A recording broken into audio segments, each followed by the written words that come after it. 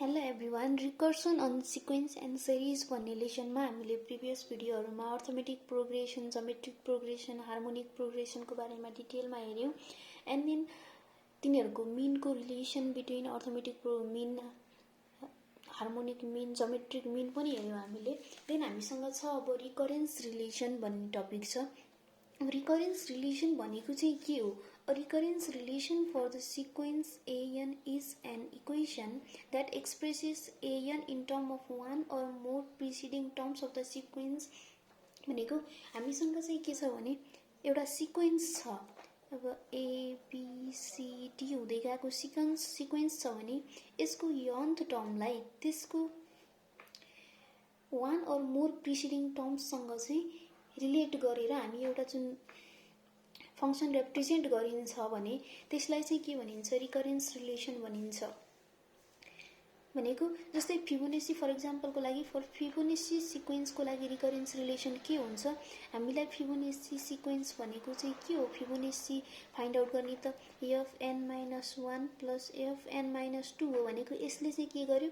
दुईटा प्रिसिडिङ टर्म्सको बेसमा चाहिँ फर्दर एलिमेन्ट फाइन्ड आउट गर्न सकिन्छ। अब हामीसँग यो फर्मुला भएपछि र हामीसँग f1 is equal to initial condition f1 is equal to 1 र f2 इजिकल टू 2 दिएपछि हामी f3 f4 f5 गर्दै हामी फर्दर जुनसुकै इलिमेन्ट चाहिए पनि त्यो इलिमेन्ट हामी फाइन्ड आउट गर्न सकिन्छ। त्यही भएर यो वाला जुन रिलेसन छ यसलाई चाहिँ के भनिन्छ? रिकरेन्स रिलेसन भनिन्छ, जसको बेसबाट चाहिँ त्यसले चाहिँ के गर्ने भयो?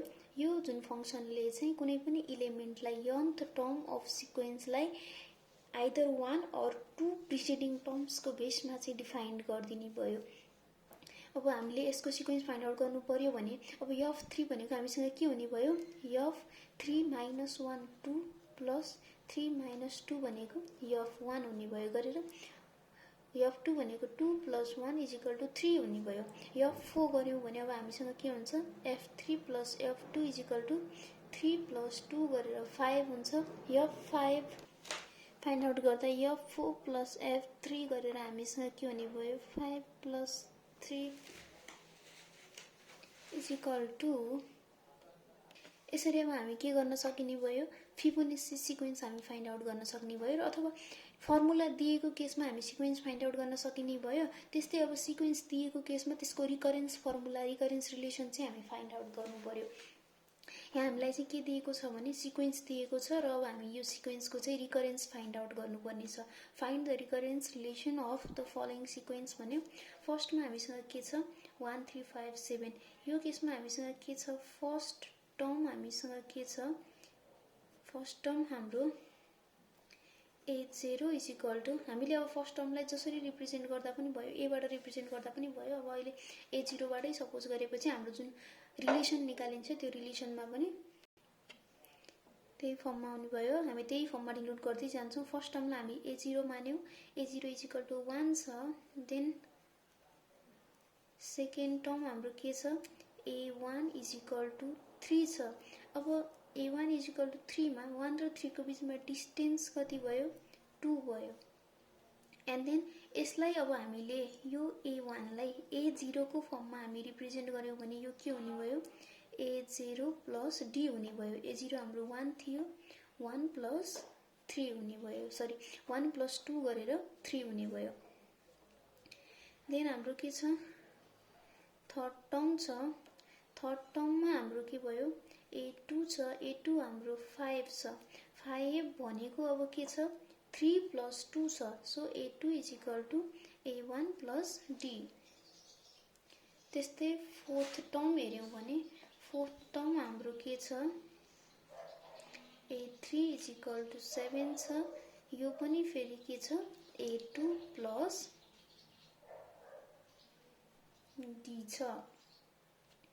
भनेपछि हाम्रो यो टर्म चाहिँ के भयो? an इजिकल टू कुन फर्ममा भयो? a3 को केसमा हामीसँग के भयो? 2 छ भने यो भनेको an-1 प्लस d। यो चाहिँ हाम्रो के भयो? यसको केसमा रिकरेन्स रिलेसन भयो। यदि हामीले फर्स्टको लागि a सपोज गरेको भए पनि यो a हुन्थ्यो, A2 हुन्थ्यो, A3 हुन्थ्यो, A4 हुन्थ्यो र A4 को केसमा त फेरि यहाँ आउँदा त यो A3 भएपछि A3 प्लस D हुन्थ्यो। हाम्रो फर्मुला चाहिँ के हुन्थ्यो, n माइनस 1 प्लस D नै हुन्थ्यो। जस्ट हामीले यो सपोज अगाडि के गरेको छ भन्नेमा डिपेन्ड हुने हो। त्यसले अब यहाँ 0 मान्नु र 1 मान्नुले हाम्रो मिस्टेक्स चाहिँ हुँदैन। हाम्रो भ्यालु चाहिँ फर्मुला चाहिँ के आउँछ, जे आउनुपर्ने हो फर्मुला त्यही आउँछ र यो चाहिँ गिभन सिक्वेन्सको केसमा रिकरेन्स रिलेसन भयो। अब यसको केसमा फाइन्ड आउट गर्नु पर्यो भने फर्स्ट टर्म हामीसँग के छ, A0 इज इक्वल टु 2 छ, second term is equal to A1 छ। अब यो त हाम्रो अर्थमेटिक प्रोग्रेसनमा त छैन, डिस्टेन्सबाट त हामी के गर्न सकिँदैन, फाइन्ड आउट गर्न सकिँदैन। यसको रेसियो अब के छ, 3 छ यसको रेसियो। अब यो चाहिँ के भयो भने रेसियोले मल्टिप्लाई हुँदै गएको छ, द्याट मिन्स 3 इन्टु A0 भयो। देन थर्ड टर्म भनेको हामीसँग A2 इज इक्वल टु 18 छ। 18 भनेको के छ फेरि 3 इन्टु A1 छ। फोर्थ टर्म भनेको A3 इज इक्वल टु हाम्रो 54 छ। यो भनेको 3 इन्टु A2 छ भनेको 1 हुँदाखेरि 3 इन्टु A0 भयो भनेको 1 माइनस 1 भयो। 2 हुँदाखेरि 1 छ, द्याट मिन्स 2 माइनस 1 भयो। 3 हुँदा 2 छ, 3 माइनस 1 भयो। यसले के डिनोट गर्यो, n माइनस 1 डिनोट गर्यो। र हाम्रो यसको केसमा चाहिँ फर्मुला के आयो, nth टर्मको लागि 3an माइनस 1 आयो। अब हामीले एन्सर लेख्दाखेरि चाहिँ कसरी लेखिन्छ भने therefore an is equal to 3an माइनस 1 र यो इनिसियल कहाँबाट स्टार्ट गर्ने भन्ने त हामीलाई चाहियो नि। फेरि अब यो 0 दिएर चाहिँ 3an माइनस 1 गरेर स्टार्ट गर्दा भएन। हाम्रो इनिसियल चाहिँ हामीले के गर्नु पर्यो, फर्स्ट इनिसियल भ्यालु चाहिँ यहाँ इनपुट गर्नुपर्ने हुन्छ, इनिसियल 2 र for n is greater than or equals to 1 को लागि चाहिँ यो फर्मुला फलो गर्दै जाने भन्ने भयो। Is the recurrence relation of given sequence अथवा recurrence relation for given sequence। अब यो माथिकोलाई हामीले त्यसरी नै लेख्नु पर्यो भने पनि an is equal to an minus 1 plus d is the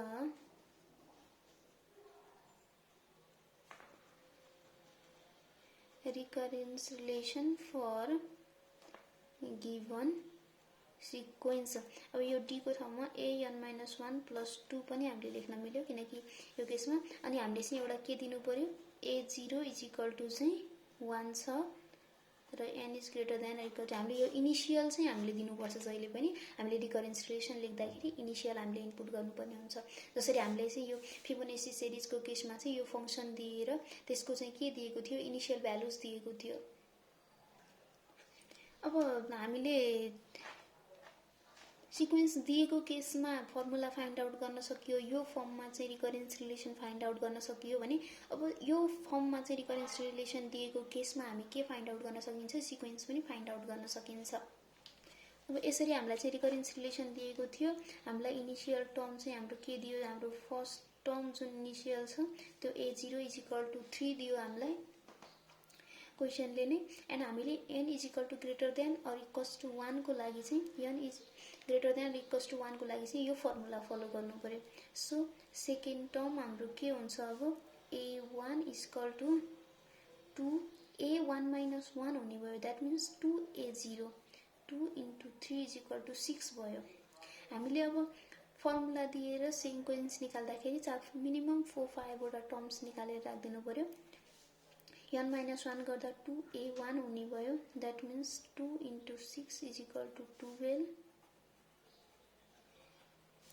fourth term हाम्रो के हुने भयो, अब 2a2 हुने भयो 24। Fifth term is equal to 2a3 हुने भयो 24 इज इक्वल टु 48 भयो। अब यसको बेसमा चाहिँ हामीले रिक्वायर्ड सिक्वेन्स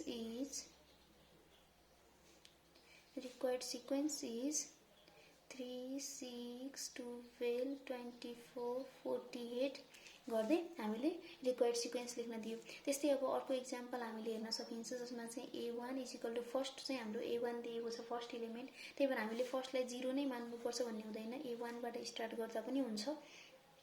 हाम्रो त्यसले चाहिँ हाम्रो भ्यालुमा केही फरक पार्दैन, हाम्रो सिक्वेन्स चाहिँ सेम आउँछ। अब A2 equal to an - 1 + 2 means A1 + 2 गर्यो, 3 + 2 भयो 5। अब A3 इजिकल टु A2 + 2 हुने भयो, द्याट मिन्स 5 मा 2 एड भयो। A4 इजिकल टु A3 + 2 हुने भयो 9। यसरी हाम्रो सिक्वेन्स चाहिँ, अब हामीलाई क्वेसनले अप टु 10th टर्म अथवा अप टु 5th टर्म्स भनेर दिएको छ भने चाहिँ हामीले त्यतिवटै टर्म्स फाइन्ड आउट गर्नुपर्ने हुन्छ। हामीलाई चाहिँ टर्म फिक्स गरेको छैन भने हामीले मिनिमम 5-6 वटा टर्म चाहिँ फाइन्ड आउट गरेर 4-5 वटा जति फाइन्ड आउट गरेर देन ड्यास लगाएर हाम्रो सिक्वेन्स लेखिदिन मिल्छ। अब यो अर्को भयो, यसमा हामीलाई दुईटा इनिसियल दिएको छ A0 र A1 चाहिँ, त्यहाँदेखि अब हामी A2 बाट चाहिँ हामीले भ्यालु फाइन्ड आउट गर्नु पर्यो, किनकि यसमा चाहिँ दुईटा प्रिसिडिङ टर्म्सको बेसमा चाहिँ भ्यालु फर्दर फाइन्ड आउट गरेको छ। an - 1 मिन्स A1 + 3A0 भनेको 2 + 6 equal to 8। A3 equal to के भयो, अब A2 + 3A1 भयो। A2 भनेको 8 छ हामीसँग, 3A1 भनेको 6, 14 भयो। देन A4 मा गयो भने A3 + 3A2 हुने भयो, A3 हाम्रो 14 छ, 3A2 गर्दा 24 हुने भयो 38। यसरी हामी चाहिँ हाम्रो सिक्वेन्स फाइन्ड आउट गर्न सकिन्छ। अब प्रिभियसमा त हामीले सिक्वेन्स दिएको केसमा हामी फर्मुला जेनेरेट गर्यौं, यसमा हामीले रिकरेन्स रिलेसन दिएको केसमा, सिक्वेन्स दिएको केसमा रिकरेन्स रिलेसन फाइन्ड आउट गर्यौं, रिकरेन्स रिलेसन दिएको केसमा हामीले सिक्वेन्स फाइन्ड आउट गर्यौं। देन हामीसँग फर्दर के छ भने सोल्भ द रिकर्सन रिलेसनमा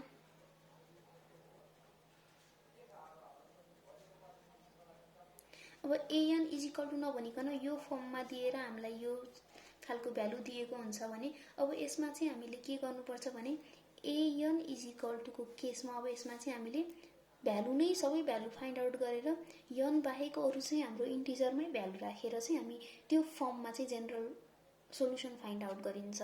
भनेको यो फर्ममा हामीलाई क्वेशन दिएर सोल्भ द रिकरेन्स रिलेसन भन्यो भने हामी अब कसरी फाइन्ड आउट गर्ने भने फर्स्टमा हामीलाई के छ, गिवन रिकरेन्स रिलेसन के छ,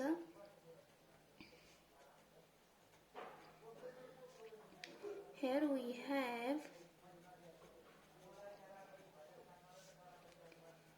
given recursion relation is an + 2an - 1 equal to 0 छ। देन अब यसलाई हामीले चाहिँ कुन फर्ममा लेख्ने, पोलिनोमियल इक्वेसनको फर्ममा, पोलिनोमियल इक्वेसनको फर्ममा लेख्न हामीलाई आउँछ। अन्त पोलिनोमियल इक्वेसन अब यहाँ दुईटा छ भनेपछि फर्स्टकोमा 1 प्लस यसमा हामीसँग कन्स्ट्यान्ट 1 मात्रै छ, यसमा कन्स्ट्यान्ट 2 छ भने 2x, यदि हाम्रो थर्ड टर्म हुन्थ्यो भने देन त्यो कन्स्ट्यान्ट जे छ त्यसको अपन x², फोर्थ टर्म छ भने x क्यूब हुँदै जान्छ पोलिनोमियल इक्वेसन लेख्दा। हामीसँग यहाँ दुईटा मात्रै टर्म छ, त्यही भएर फर्स्टमा भएन, सेकेन्डमा x आयो। अब यसलाई सोल्भ गरेर हामी x को भ्यालु फाइन्ड आउट गरौँ, 0x इजिकल टु -2 आयो। हाम्रो रिक्वायर्ड सोलुसन के हुन्छ, required solution is an is equal to, अब हाम्रो रिक्वायर्ड सोलुसन चाहिँ कुन फर्ममा हुन्छ भने जहिले पनि a इन्टु यो x को भ्यालु जति आयो x को पावर n को फर्ममा हुन्छ। अब यहाँ हाम्रो दुईटा भ्यालु आउँथ्यो भने a इन्टु x को पावर n, त्यसपछि गएर प्लस b इन्टु अर्को x1 को पावर x2 को पावर n, यसरी हुन्थ्यो हाम्रो।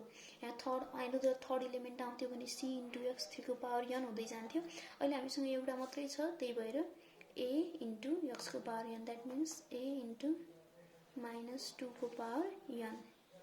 अब हामीले फाइन्ड आउट गर्नु पर्यो a को भ्यालु। हामीलाई इनिशियल के दिएको छ, a0 इजिकल टु 2 दिएको छ। a0 इज इक्वल टू भनेको अब हामीले के गर्न सक्यो for n is equal to 0 n is equal to 0 a0 is equal to a into -2 को पावर n a0 हामीसँग 2 छ a इन्टु -2 को power 0 2 is equal to a into 1 a is equal to के आयो हामीसँग 1 देयरफोर अब required solution को form हामीले लेख्न सकियो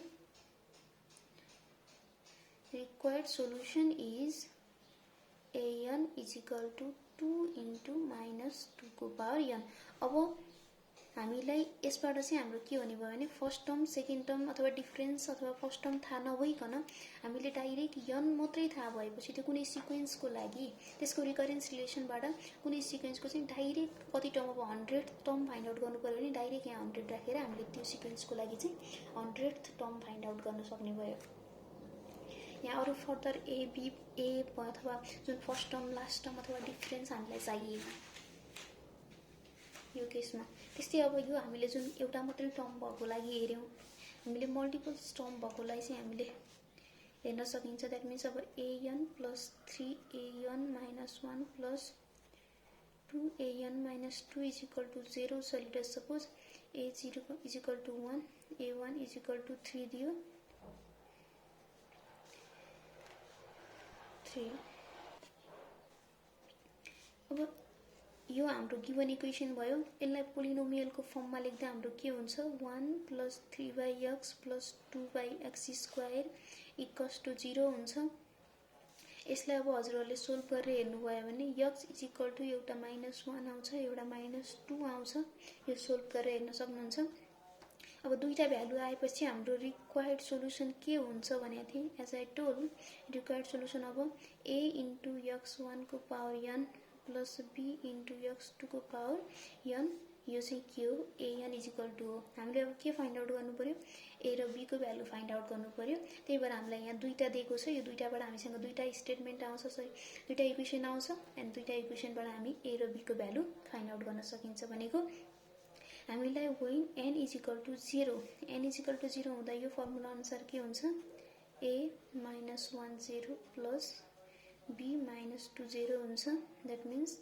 a plus b is equal to a0 हाम्रो के हो 1 यो हाम्रो फर्स्ट इक्वेसन भयो then when n is equal to 1 a1 is equal to -1 1 -2 1 यसबाट हाम्रो के आउँछ -a -2b is equal to a1 हाम्रो के छ 3 अब i र i सोल्भ गर्यौं भने हामीले -a -2b is equal to 3 solve गर्यौं भने -b is equal to b is equal to 4 आउँछ and a is equal to यहाँ लगेर राख्यौं भने sorry b is equal to -4 आयो and a is equal to यहाँ लगेर राख्यौं भने -415 a र b को भ्यालु आयो अब a र b को भ्यालु आएपछि देयरफोर रिक्वायर्ड सोलुसन इज भनेर हामीले अब के लेख्न सक्यौ जुन हाम्रो an is equal to a को ठाउँमा हामीले a को ठाउँमा 5 इन्टु -1 को पावर n माइनस b को हाम्रो -4 भएपछि -2 को पावर n यो चाहिँ हाम्रो रिक्वायर्ड सोलुसन अब यति भएपछि हामीलाई यसको यो भन्दा अघिल्लो टर्म चाहिँ के थियो भन्ने थाहा नभइकन हामीले यसको चाहिँ फर्दर 100 टर्म 200 टर्म जुन टर्मको भ्यालु फाइन्ड आउट गर्न सके परे पनि हामी यसबाट चाहिँ त्यो भ्यालु फाइन्ड आउट गर्न सकिन्छ